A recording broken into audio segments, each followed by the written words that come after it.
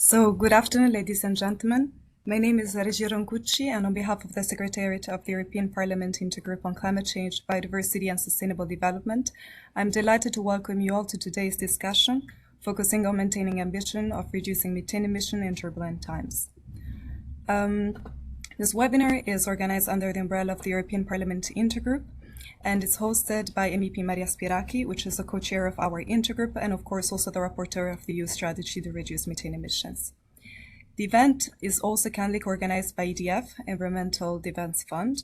Therefore, I would like to take the opportunity to thank both Ms. Maria Spiraki and EDF colleagues for your active involvement in the event organization. At the same time, I would like to quickly take some time to explain to our audience how to use the webinar platform. Specifically, I would like to invite our attendees to send us your question during the event. So for that, you can use the Q&A box, which is situated on the right side of your screen. And please remember to mention the speaker to whom your question is best addressed in your question. Once again, thank you all for joining us today. And Ms. Spiraki, you have the floor. Thank you. First of all, thank you very much all for being here with us, and also thank the Secretariat for organizing this event in this period of time. A vacation has already started, so a lot of people are trying to extend the weekend, but it is important to start discussing on the Commission's proposal concerning the reduction of methane emission in the energy sector. And allow me, first of all, to say hello to my dear friend, former Commissioner Piebalgs. It's an honor and a pleasure to have you here in this discussion, dear Andres. And to continue, I would like to start by providing some data coming, first of all, from IEA. Methane has been responsible for around 30% of the rise in global temperatures since the Industrial Revolution. And rapid and sustained reduction in methane emissions are key to limiting near-term global warming and improving air quality. Also, methane will be one of the main topics that we will discuss on COP27 in Egypt. And of course, the focus of this global conference will be given to a just transition to net zero greenhouse gas emission, which is equitable for all countries and population, with the cost and benefits of reducing emissions being started fairly. At the same time, we have the Commission's proposal coming back from our initiative on reducing methane emissions on the energy sector. And the energy sector, including oil, natural gas, coal, and bioenergy, accounts for around 40% of methane emissions from human activity. Tackling methane emissions from the energy sector represents one of the best near-term opportunities for limiting global warming because the pathways for reducing them are well known and often cost-effective. Also, it is in line with the Paris Agreement's goal and the Green Deal, and in that direction, in COP26, former Commissioner Piebalgs was there, and I was there myself. We have the global methane pledge, which has been adopted from more than 100 countries in representing more than 70% of the global economy. And this kind of pledge intended to proceed with immediate and rapid reductions in methane emissions, paying attention to economic and social sustainability in this decade. And it is one of the most effective measures for EU climate actions according to the data that we have available. Under my capacity as the rapporteur on behalf of the European Parliament for methane strategy, with my colleagues, shadow rapporteurs, we set the scheme and created a clear and concrete roadmap for tackling methane emissions in the EU by supporting the establishment of an independent international methane emissions observatory in partnership with the United Nations Environmental Programme and the Climate Clean Air Coalition and the International Energy Agency as well. And we announced this observatory, this kind of coalition, in order to have a credible observatory in Glasgow. Now we have the next step, and the next step is the Commission's proposal on reducing methane emission in the energy sector. Under my new capacity as a shadow rapporteur on behalf of the ENVI Committee on the report for methane emission reduction in the energy sector, I intend to support an ambitious planning, among others, on how the data will be transferred on the International Emission Observatory that will be applicable measures will be posed inside and outside the EU. Important to say that, according to my opinion, data is the number one key in order to tackle methane emissions, particularly in the energy sector. In addition of the above, methane emissions from inactive oil and gas wells and coal mines as well pose public health, safety, and environmental risks. Therefore, the Commission has already set the schemes and proposed that monitoring and reporting obligations should still apply, and those wells and well sites should be reclaimed and remediated. In such cases, the Member States should have a predominant role, in particular to establish inventories and mitigation plans. Another important element for us is to provide clear legislation at the EU level in order to avoid unnecessary legislative overlaps. The EU methane regulation is a key component of the EU strategy to reduce methane emissions. The EU methane regulation must go beyond a few simple transparency measures on imports to secure concrete reduction of methane emissions associated with our consumption. In that way, we have to ensure the consistency of the National Emission Reduction Commitments Directive with the meeting in the EU's air quality objectives, as well as the Union's 2030 climate goals. And continuing, this is objective. It is also the first step in order to have a neutral continent by 2050. At the same time, we need to be consistent and coherent in this effort in order to relatively update the Industrial Emission Directive and also to have a good outcome from the trialogue of the effort sharing regulation and the waste framework and landfill directives evolutions and that they will follow. Therefore, the emissions reduction target for the Member States in the effort share regulation has to be aligned in order to reduce methane emissions as part of overall greenhouse gas reduction alongside the upcoming revision of the Industrial Emission Directive. In that sense, it is of imperative need to argue the Commission to set an EU-binding methane emission target, since the proposal does not contain a specific one, and expanding the scope, including petrochemicals, to the sector that need to be covered. Two parameters. First, the EU binding target. Second, the expansion of the scope, including petrochemicals. Bearing in mind the consequences of the Russian invasion of Ukraine, it is important also not to compromise with the aim to set global standards. And the requirement on importers of fossil energy to the EU has been devised to provide Member States with information on measures related to measuring, reporting and mitigation of methane emission undertaken by exporters. This covers the application of regulatory or voluntary measures to control their methane emissions, including measures such as leak detection and repair service, or measures to control and restrict venting and flaring of methane. We have also something that it is included in our strategy. It is now time to proceed with legislative proposal.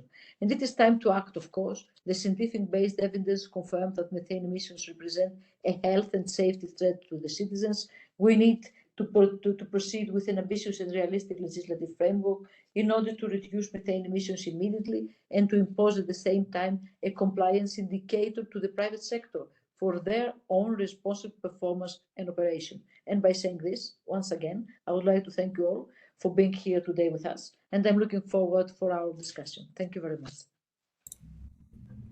Thank you, Ms. Spiraki, for your opening remarks, and thank you for highlighting the importance of having this event today on methane emissions. So moving on now on the agenda, I would like to provide the floor to Mr. Andris Piebalgs, who will moderate today's event. So Mr. Piebalgs is professor at the Florence School of Regulation at the European University Institute. He's also a former European Commissioner for Energy and former European Commissioner for Development. So I think it goes without saying that Mr. Piebalgs is the best suited person for driving us through today's discussion. So Andris, without further ado, you have the floor. Thank you, Regine. And I would like to start with thanking Member of European Parliament, Maria Spiraki, for this political leadership. I know that you are rather expert, I would call, in the issue, but experts could be many, but political leadership is crucial if you would like to achieve ambition. And it is event is very rightly called How to Keep Ambition in Turbulent Times.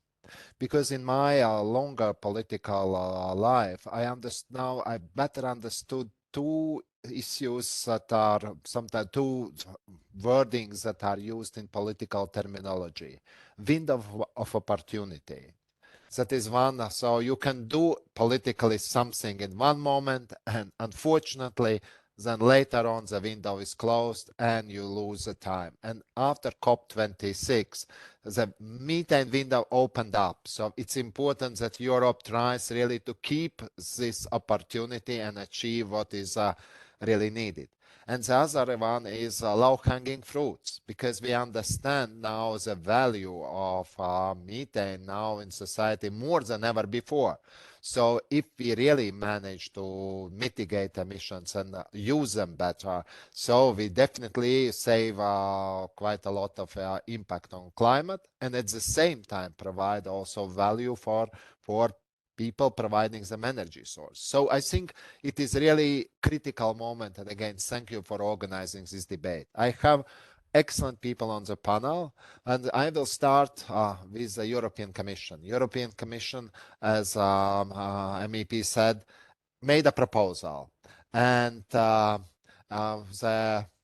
well, I would say it's all Commission makes proposal, but it is a person who represents most of it is Malcolm McDowell. So, Malcolm, I really would like to get from you now, when the proposal is out and you have had different interactions, which parts of the proposals that you made are believed, in your opinion, are crucial for really sustaining the ambitions that you have had at the beginning of the proposal, and where you will believing that you could perhaps achieve more, or where you would say, well, it will be hard work in discussion with decision makers like European Parliament or European Council. So, Malcolm, the floor is yours.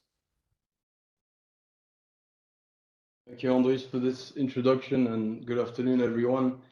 Well, you're asking me to pick from the proposal we put on the table the parts that I think are most important. I have to say all parts are important. I think it's actually essential that we try to maintain the ambition first and foremost by maintaining the scope, continue to ensure that all the different subsectors which are included in our proposal are maintained in there. Continue to ensure that not just operating companies in operation are included in the scope, but also in the context of oil and gas, inactive wells, in the context of coal mines, closed and abandoned mines, and also to ensure that, well, to reflect a little bit what MEP Spiraki said, that we work together on improving the numbers, the data on methane emissions, because the situation right now is that we're really a little bit walking in the dark with regards to methane emissions. We worked for years on CO2. We have a fairly good idea of our carbon footprint in the EU with regards to CO2 emissions, but we're really lagging behind methane. Fortunately, there's been a great deal of initiatives that have come forward, voluntary initiatives, but also a lot of countries that recognize the need to do something about it, and they've signed up to the Global Methane Pledge. And it's essential that we move on MRV specifically towards, well, if we deliver what we're proposing, a situation which is really much more demanding than what the Paris Agreement is requiring right now, of inventories, which on the basis of the information that we have are mostly calculated on the basis of estimations, often standard emission factors. And we need, as much as possible, taking the cue from the oil and gas methane partnership initiative, to move towards direct measurements when these are possible to deliver, and also site level measurements. And we sought inspiration from there. But we, even if we support a lot of these voluntary agreements, we agree that time is right. And I think everyone here, industry included, agrees that time is right for regulation in the energy sector. As MEP Spiraki highlighted, there's a lot of cost-effective action that can be done. And we need to also do something that's not always a guarantee in voluntary initiatives, is bring transparency to everything. So I think the industry will look forward to that, because I dare say, although they might not put it like that themselves, there's no point doing something if no one knows about it. And the best way to ensure that it's that everyone knows about it is by bringing transparency on what is being done. And that covers the information, the data gathering part of it, but it's not sufficient just to clarify the situation with regards to data. As everyone is agreeing, there's a great deal of urgency that's required now. And we know that on the basis of best practice already used by some companies, put in place by companies, and also state-of-the-art regulations that do exist in other parts of the world, that we can already put in place prescriptive measures to tackle methane emissions in the energy sector. And it's exactly what we've delivered. Now, we shied away from putting in place, as a number of MEPs included, as MEP Spiraki highlighted, methane emission reduction targets in place at the moment, simply because if we were to do that, first of all, for it to make sense, it would need to be at the level of companies rather than member states. And even if we put it at the level of member states, it's really companies that would have to be implementing these, and we would have to first somehow calculate the baseline methane emission levels, to then be able to calculate how much they reduce by a certain time. That sounds like a lot of time, perhaps not best used. When in place, what we can do is impose obligations on the measures that are typically used, that typically favored as the ones that will be effective in tackling methane emissions, such as leakage detection and repairs. Again, that's in the European Parliament own initiative report highlighted by MEP Spiraki. We can put in place bans on venting and flaring, except for those methane emissions that are unavoidable. And we can ensure also that that all, as I said, in terms of the scope, that all the different operations, even those that have been closed and shut down, are included. So very generally, that's what I would say. What we don't want to do, and I think you also mentioned that, MEP Spiraki, we don't want to double regulate. I think the Industrial Emissions Directive has been very effective. It does cover methane emissions. We consider the petrochemical sector is adequately regulated there. If it isn't, then I think the avenue there is to reinforce the Industrial Emissions Directive to ensure petrochemicals and oil refining are better regulated, but not through our regulation, we consider. And lastly, but most importantly, we need to ensure for this to be meaningful, to have a very wide scope in terms of the supply chain. And that needs to include imports into the EU. And that's why we've put something forward which is novel. It's not something that any other country or any trade bloc has put in place yet. It's a requirement on importers to supply information on the exports coming into the EU. And it's with a view in due course, via two instruments that we're putting in place, that we're wishing to put in place via this proposal, to be able, if you like, to establish methane emission profiles for the different countries and even different companies that are included in the exports of fossil energy to the EU. And this, I want to say, and I'll add with that, I'll finish with that, sorry, is completely in line with the approach that we've been taking with the Global Methane Pledge. It's our proposal is in fact what we're offering as the EU, as our commitments towards tackling methane emissions as part of the Global Methane Pledge. And it'll be an important first move, because others will be looking at what we're doing. They'll be looking at how we're tackling our own methane emissions. They'll be looking to see how we're putting our methane house in order first before acting. A lot of countries will do that. And a lot of those countries are actually our energy partners.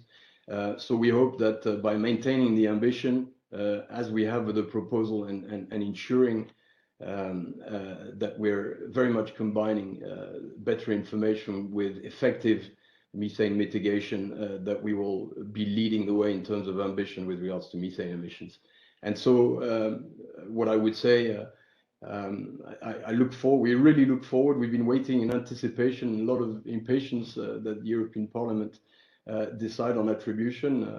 Congratulations, MEP Spiraki, for your shadow rapporteur role. We really look forward to sitting down with you and discussing this proposal, and we hope that very much hope that you will help us to maintain the ambition. Thank you, Malcolm. It was a very strong statement, at the same time very diplomatic. So, as you would expect from Commission, they don't give a centimeter, but they are ready to discuss. And I think that is a very important message. So, and definitely now with Parliament opening up discussions, the gear will be there. And I believe that Commission has very, very able negotiators on the file. But coming to our next speaker, I would like to emphasize one particularity. Methane mitigation issues perhaps is less well understood in society. And then there is a risk that people say, well, we would like to have measures against climate change. Then the European Commission prepares a legislation, Parliament and Council adopts. And then the issue is quality control from society. And also, well, is it well reflecting what people actually are asking? And there usually national NGOs plays a crucial role. And for methane emission mitigation, European Defence Fund definitely has, well, best name in it and best expertise in it. So I am glad that Flavia Solazzo, Senior Director on EU Energy Transition Environmental Defence Fund Europe, has joined our discussion. And Flavia, I will allow you really to be rather flexible in what you would say, because you work globally, but this time is particular attention to Europe. Do, in your opinion, Europe goes in the right direction, and how it could influence other parts of the world where you are also doing some activities? Flavia. Yes, thank you very much. I'm very happy to be able to speak about methane with all of you today, and especially because I recently joined Environmental Defence Fund Europe. So yeah, I'm working on this topic since a short time, and I find it very, very challenging and interesting. So I would like to start by saying that, of course, the policy context in Europe and internationally has indeed changed, and substantially, since the start of the war in Ukraine, and this is true in general, but especially for the energy policy context. And now priorities have changed. There is now a lot of work on decoupling Europe's dependency on Russian gas, and the need also to cope with the rise of energy prices. And this is a priority, and it's clear, and this is what we are working on. But what I want to say with this is that the circumstances within which the European Commission started to build the climate leadership of the EU years ago, and the circumstances within which it's then last year adopted the proposal for a methane regulation, to simply not exist anymore. And so, as someone who's working for an environmental organization, my worry, and I guess the worry of many in civil society, are that these concerns over energy security and over energy prices will somehow hamper the climate action and weaken the ambition to decarbonize that the EU has, and somehow also substantially, I would say, harm the ability of the EU to act as a global leader on climate change. So in the past weeks, I guess it is also for this reason that we found actually quite encouraging that finally there is a recognition in the EU about methane leaks, and that methane leaks must be addressed, not only for climate reasons, but also for energy security reasons. So the point I want to make is that finally we are speaking about the need to plug methane leaks as a way to improve energy security during the transition away from Russian gas. And I have to say, okay, we are quite interested in seeing this shift, because from an environmental perspective, I think it is good that the current concern is finally pushing the EU to work with its gas and oil suppliers to reduce these leakages. And I think I would also add that this becomes even more interesting as we take into account that moving away from Russian gas means in the short term that we have to buy new gas. And the opportunity there is that to buy new gas, we have to sign new contracts. And being those contracts new, we can have new conditions. And the conditions can include whatever. So they can include also conditions on sustainability and methane reduction. Things that can be included are, for example, the You Collect, We Buy scheme that the Commission suggested in the Repower EU. And this is something that could make our gas imports more sustainable. And another thing that, of course, could be introduced is, and now I'm talking about the regulation that is being discussed. All those technical measures that I will not go into detail here, but all those technical measures that we are discussing here, and the binding, for example, a binding target or energy performance standards or equivalent pricing measures, all these things could be part of those contracts. And having to comply with certain standards to access the EU market, it's nothing new. We have this in agriculture. We have this when it comes to cars, electrical goods. So why not do the same for fossil fuels? And I guess as a last point, I would like to make a link with this to the global methane pledge. So at COP26, the EU has spearheaded the global methane pledge, and now we're halfway to COP27. As I was saying in the beginning, times have changed. Climate diplomacy has shifted more and more into energy diplomacy. And what would we hope would happen now? So I think what we would hope is that the EU could use this shift during this time ahead of COP27 and take advantage of this leverage. Because being the world's largest oil and gas importer, our contracts could indeed greatly influence the global methane action. And I would just want to conclude by saying that by doing so, we could definitely pave the way for the global methane pledge to be as effective as it possibly can be, even encouraging it to become a binding agreement that can foresee concrete measures. And since we have the opportunity to do this in the EU, yeah, I will stop here, but I think this is my message. Thank you, Flavia. It was very strong and clear, so thank you. One of the issues that perhaps simplifies, but from other side complicates the whole methane issues that is related to the global market. So you consume products that has caused, well, whose production or value chain has caused methane emissions in one place. At the same time, methane emissions are much by far broader. And then there is another issue that very much is related about the fair competition. It is always this issue, well, you clean up after, the other does not. So the impact stays, and perhaps in this case, it's less evident.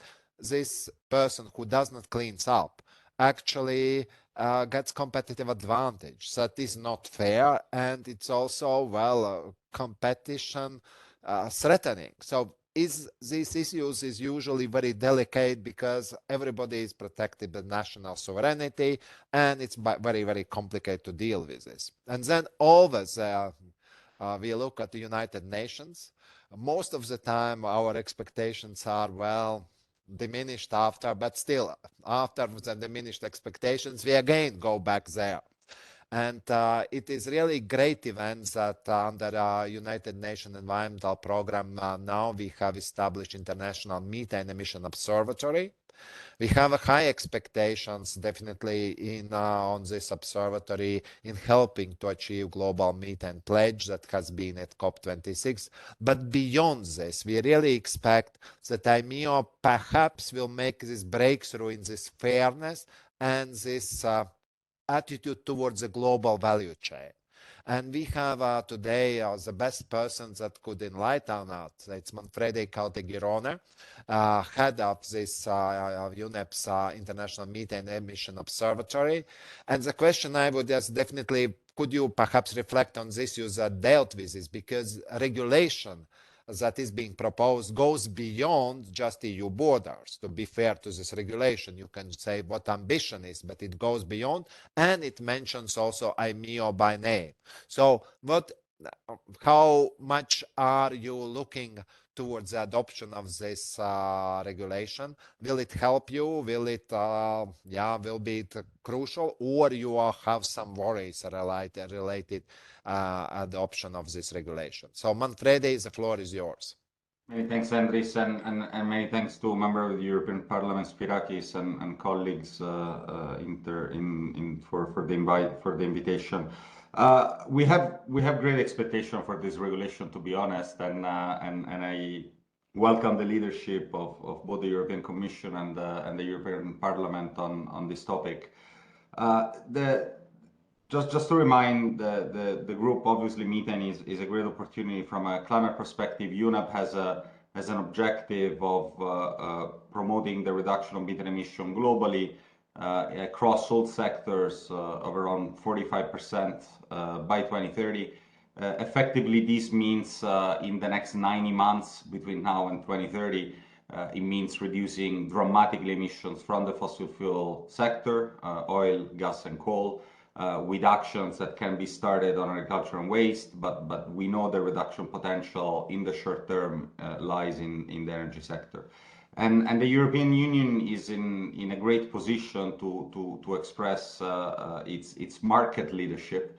As we know from analysis from colleagues at Carbon Limits, and these are well-known figures, that the EU is estimated to be emitting around 75 million tons of CO2 equivalent inside its border, and but the gas and oil and coal that it consumes in its border that is produced outside are responsible between 230 and 600 megaton of CO2 equivalent. So between 3 and 9 times more than what is emitted inside the border. So there is a real opportunity beyond, as was recognized by Malcolm and by the member of the European Parliament, Spirakis.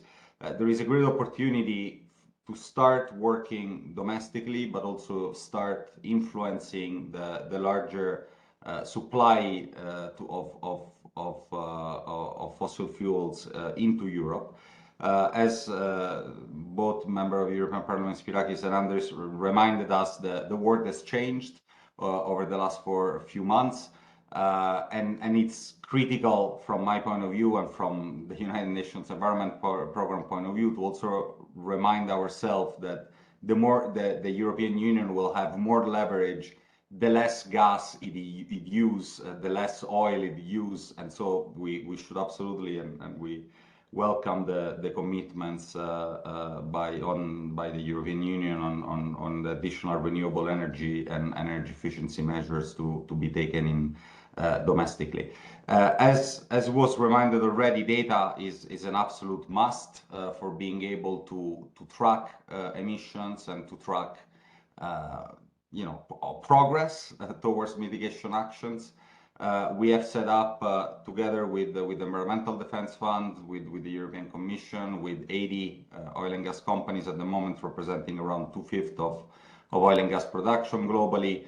The Oil and Gas Methane Partnership 2.0, through which companies have committed to measure and report emissions across all their assets, both operated and non-operated.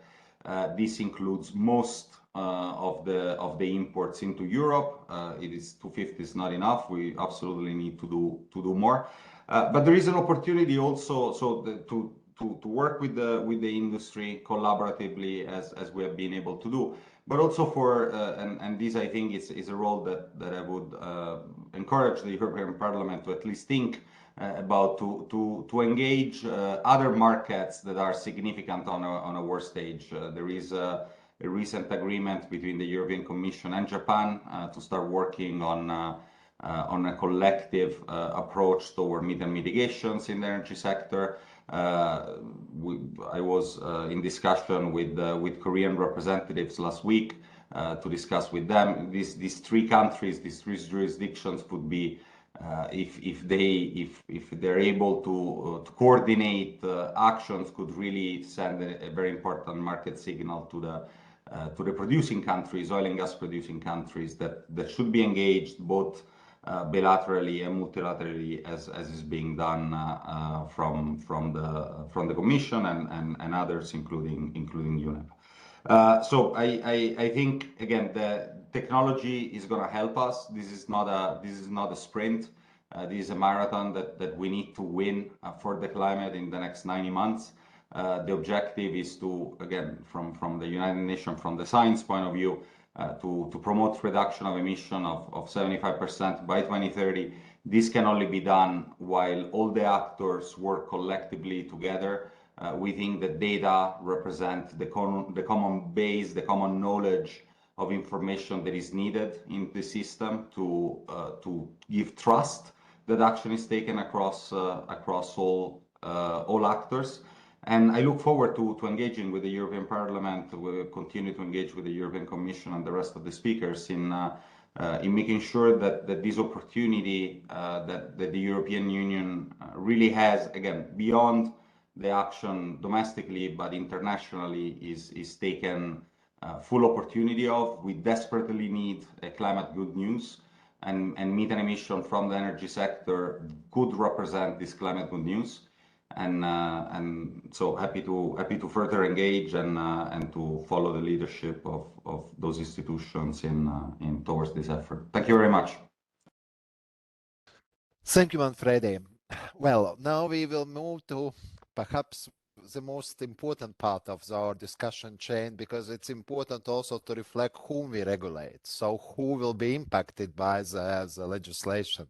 And it's definitely industry. And there is a very, very tough role for anybody who represents industry.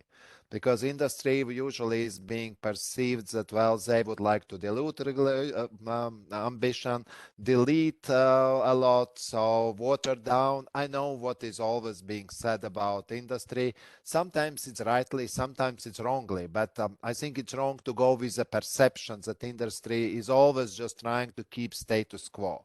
And on methane, I have seen very, very different approaches to methane emissions. There is industry that is doing fantastic work, improving performance, and doing its own initiatives. There is industry groups joining by OGMP 2.0, really increasing the standard, bringing new members. It's going on. But there are other parts of the industry less ambitious. And the most difficult if you represent umbrella organization, because then you need really to take ambition from the top and bring to the ones that are less ambitious. And our last speaker in the panel is Axel Scheuer, Senior Policy Manager from International Association of Oil and Gas Producers. And the question is rather simple, Axel. Where the industry is worried and where it sees that, well, the ambition perhaps could be even in increase. So what are the issues that really you are looking for when the parliament will discuss, and you will definitely meet members of parliament in discussing the issues, because you know the issues, you know the commission proposal, and there are definitely things that you feel perhaps uneasy with. Yes, indeed. Thank you, Commissioner Piebalgs, for giving the opportunity, and obviously thank you to EBCD as well to give the opportunity to speak at this important event. My team indeed and our members have carefully reviewed the EU methane regulation, and we are developing some detailed amendment proposals so that the regulation can even more efficiently and effectively address emission reductions. We fully agree with the two key objectives of the regulation: to further reduce methane emissions along the value chain and of more accurate and transparent emission data. And we welcome the establishment of the International Methane Emissions Observatory. However, we suggest that the regulation is more precise in its definitions, acknowledges the uncertainty of methane emission quantification, establishes more technology open approaches, and is proportionate in its measures, considering different types of operators, and that it builds on existing industry practice. I will elaborate on our amendment proposals or on some aspects of it in more detail, but first let me make some general comments. The members of IOGP support the goals of the Paris Agreement and the EU's ambition to reach climate neutrality by 2050. And as you know, the IOGP has been supportive of the development of an EU methane regulation since its beginning. We believe that a well-designed EU methane regulation complements the existing mature framework for exploration and production activities across Europe. That framework ensures that gas produced in Europe has the lowest greenhouse gas footprint. In the energy transition, all of Europe's natural gas can be produced while still meeting the net zero objectives and while increasing Europe's strategic autonomy. Now, it should go without saying, but still, leak prevention is inherent to our industry's license to operate. Methane is natural gas, and we rather sell it than having it escape into the atmosphere. And methane can cause fire and explosions, which is why our industry has sophisticated safety systems in place to avoid leaks. We understand the focus on methane emissions in the energy sector, but it's insufficient in our view to address the challenge. The energy sector alone cannot solve the issue. Let me give you 3 figures based on data from the European Environmental Agency. Annual anthropogenic methane emissions in the EU are about 400 million tons CO2 equivalent, 400 million tons. Of these 400, about 20 million tons come from natural gas operations in the EU, about 5%. And of the 400 million tons, less than 1 million ton come from upstream natural gas operations. That's less than 1%. Now, by no means this puts into question the importance of the efforts to reduce methane emissions in the sector further, but things should be seen in perspective. Let me get to your questions. Commissioner Piebalgs, what do we see as challenges? What would we like to see from the European Parliament? Was your question. As mentioned, we see 4 key challenges, which, if they are addressed, can tackle methane emission reductions even more effectively and efficiently. The regulation can benefit from more precise definitions. It should acknowledge the uncertainty of methane emissions quantification. It should establish more technology open approaches, and it should be proportionate in its measures. Let me talk about 4 specific aspects. First, the proposed provision on inactive wells would lead to requirements on thousands of plugged and abandoned onshore and offshore wells, whilst not leading to environmental benefit. This challenges the legal principle of proportionality. We suggest taking a more targeted approach. Wells which have been permanently plugged and abandoned under national legislation or regional sea conventions should be excluded from the scope of the regulation. The concept of inactive wells, or also referred to as orphaned wells, seems to have been adopted from legislation dealing with onshore wells in North America. We point out that the issue of orphaned wells essentially does not exist in Europe because in Europe, national authorities grant licenses and permits before exploration and production can be started. This means that all wells are known by authorities and that such wells are plugged and abandoned or have been plugged and abandoned under national legislations. Secondly, on leak detection and repair, LDAR referred to, the risk of assets to leak depends on their size, their age, the type of operations, and so forth. This is why, for example, operators of large offshore platforms have near continuous leak detection equipment installed, and operators of small new onshore pipelines survey such pipelines a few times a year only. The point is, different operations require different, proportionate LDAR approaches to ensure that no material amount of methane emissions goes undetected. We believe that prescriptive one-size-fits-all survey frequencies are not sufficiently meeting the objective of the regulation. Instead, we propose that LDAR requirements are tailored and proportionate to the potential of an asset to leak. LDAR requirements should be based on international and European standards, or, where those do not exist, on industry best practices. Operators can be required to establish tailored LDAR programs for their assets, and these programs then shall be based on the regulation's requirements and be proposed to competent authorities who may ask for changes. Further, the regulation should refer to the use of state-of-the-art technology rather than be prescriptive on the technology to be used. Such an open approach would encourage technology providers and operators to innovate. 2 more points. Technology to detect methane emissions is improving, but measuring methane emissions accurately, repeatedly, and consistently still has technical limitations. Therefore, the regulation should allow for broad quantification methodologies to be applied for individual sources. Specific emission factors, simulation tools, and detailed engineering calculations should be applied. Measurements should be used to confirm quantification. My fourth and final point is that we fully support limits posed on venting and flaring. However, flaring should be the preference over venting where possible, because flaring results in much lower emissions than venting. Venting should be possible in very specific circumstances only where needed for safe operations. Let me stop here, and I'm looking forward to the Q&A session. Thank you. Yeah, well, I think audience is really somehow being shied off by the competence that all the speakers of the panel demonstrated. So, and we also have now limited time. So, Axel raised a couple of points, but I would say one question that demands strong and short answer should be made. Seeing things in perspective, these questions will come. And this is rather legitimate question.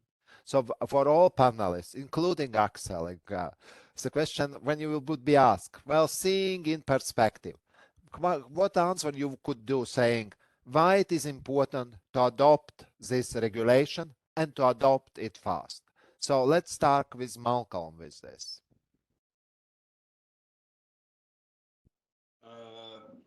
Yeah, I'll try to answer that by reflecting a little bit on what Axel has just said. And I mean, a lot of the things that he said as merits, a lot of things that he said sounds to me like dilution of ambition, sorry to say. I mean, if we really follow to the letter what IOGP is asking for, we would be putting in place effectively a regulation which allows industry to do basically what it wants. That to me is a continuation of the status quo. It sounds too much like that. I think time has come for prescriptive measures now. Getting it right, I completely agree with, and a differentiated approach depending on different types of components, depending on the context. I agree with that, but then give us the amendments. Then deliver the amendments to the European Parliament, which show that differentiated approach, as opposed to ask in amendments that operators determine themselves how frequently they should do this leakage detection repair on the basis of their own risk assessments, because that is just too vague and uncertain in terms of outcome. So I think emphasis is really that we need something where the outcome is certain. We can't play around with numbers that we don't know anything about, and I'm surprised that you're mentioning numbers, Axel, today to try to highlight how small the share of the methane emissions from oil and gas is in the EU, because these are all on the basis exactly of those emission factors that are not really properly reflecting reality. And throughout the world, of late, we've been hearing about huge underestimations of actual emissions. So let's not talk about current inventory numbers. They're not telling us much. So yes, I would say really to maintain the ambition, we need something that has a certain outcome. We need something that is sufficiently prescriptive. And I agree on certain flexibility aspects, ensuring all technologies have a part to play, absolutely. But we can't leave it to the industry to do things as it wishes. We're beyond voluntary schemes that allow that now. I think in a regulation, you need to be much more specific, prescriptive, I'm afraid. Yes, prescriptive. That is the whole idea of a regulation. It's not a directive, it's a regulation also. And we need to have meaningful results at the end of the day and have them delivered very quickly. So we shouldn't be bogged down too much also about talking about all those details that we could get right if we develop something in 4 or 5 years' time. So it's going to be a challenge because it's a new policy area as well. But all these things we need to somehow find a solution, find answers to, and I hope the European Parliament will manage to do that, and the Council, of course. Thank you, Malcolm. It was rather a lot of in answer a lot of elements. So let's move to Flavia. Yes, well, thank you. I mean, everyone agrees that these are challenging times, and as you were saying before, they are challenging times also because this is the window of opportunity that we have. And so from my perspective, and I hope from everyone else's as well, it is also clear that we should, these times are the only times we can look at to solve the climate crisis, which is still getting worse and it's not stopping. So I think we should not miss this window of opportunity. And yes, I mean, it is a low-hanging fruit. Methane is a low-hanging fruit. So as I've said before, the good news is that by recognizing the economic benefit of taking care of methane leaks, we are also taking care of reducing the footprint in terms of emissions, and also the other way around. So I don't really have a preference to what motivates us more. I would just say, let's just factor all of this in, and let's not miss this window of opportunity, and let's address climate change through methane, which is a low-hanging fruit. And without this, we will not be fast enough in decarbonizing. Thank you. Manfredi.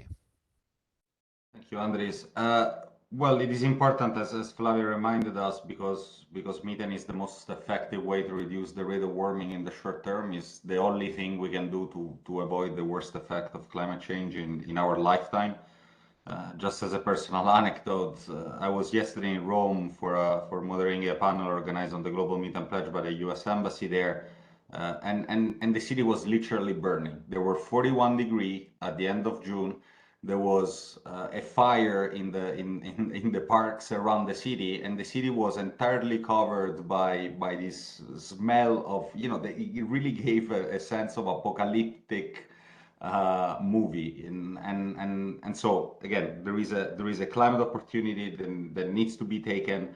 But I think the real opportunity from our point of view is the influence that the European Union, with its market power, can provide to the rest of the world. We have seen already engaging with producers around the world, including in the US, including in North Africa, that the mentioning of the methane supply index in the methane strategy, in the proposed regulation, has shifted the discussion on methane from an ESG discussion to a commercial discussion. It got the methane issue on the boardroom, and we're seeing an influx of companies from the US, from producing countries into the OGMP, and we have a number of announcements coming up in the next days on this, in particular from the US.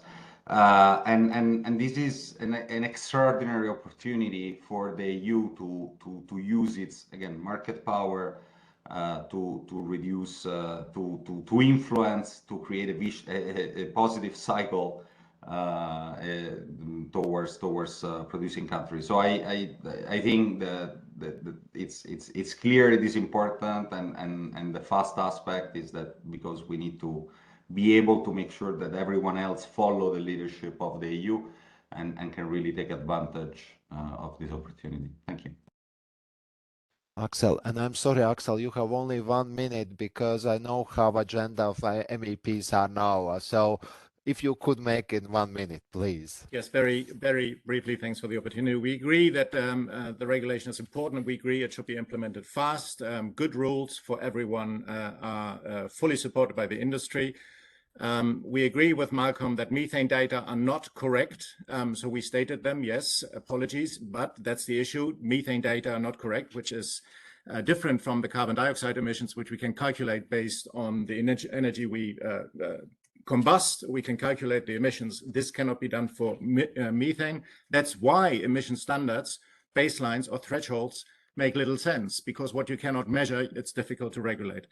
Focus should be on finding and fixing. This is why we support regulation on leak detection and repair for the full industry, but rules should be for the industry to be implementable and yes, required, but 4 times a year going with an OGI camera around doesn't make sense. There must be different approaches for an offshore platform and an onshore distribution grid pipeline. Competent authorities are competent and should have some role in approving individual tailored elder approaches and programs by operators under the requirements of the EU regulation. I stop here. Thank you. Thank you, Axel. And now I pass the floor to MEP Maria Spiraki, who was the organizer of this meeting, for closing remarks. Please, Maria. Thank you, Andres, and thank you all for your contribution. I think it was a very fruitful discussion. I would like to start by trying to answer to the main question that Andres put us on the table at the end of this session, and this is why we need to regulate methane emissions coming from the energy sector. The answer, according to my opinion, is very clear. We need a quick win, and we need something that it will be tangible for the people that we are responsible and engaged. And the quick win that we can provide to them is that for a long period of time, we are discussing about reducing CO2 emission without taking into account and having the relevant data. Actually, you're right, of course, on methane. Now it is time to proceed with the reduction of methane emissions, starting from a sector which has the opportunity to reduce them with a very low cost. And this is the case for me. Of course, we have to take on board the concerns coming from the industry when it comes to the technology neutrality and when it comes to the different approach from the technological sector. Of course, we have also to take into account issues that coming from your sector also concerning abandoned wells and the definition of them, or abandoned mines, etc., and the responsibility coming from the member states. But the case is not the detail. It's the core message that we have to set as one of the main actors in the global market, and as one of according to my opinion and according to the data, we are the biggest importer of fossil fuels in the EU. So we have to set the message to start with the energy sector, and then to proceed with incentives with the agri sector, because we have similar questions, and then to proceed also to the waste management sector in order to reduce methane emission as soon as possible, because we can have such quick win, because the period of time that we have is limited, and because we have to explain to the people that we did our job. Thank you very much once again, and Anders, thank you very much for having the time to moderate this discussion, and looking forward to have you back when we start discussing about the details of the proposal of the Commission. Once again, thank you very much.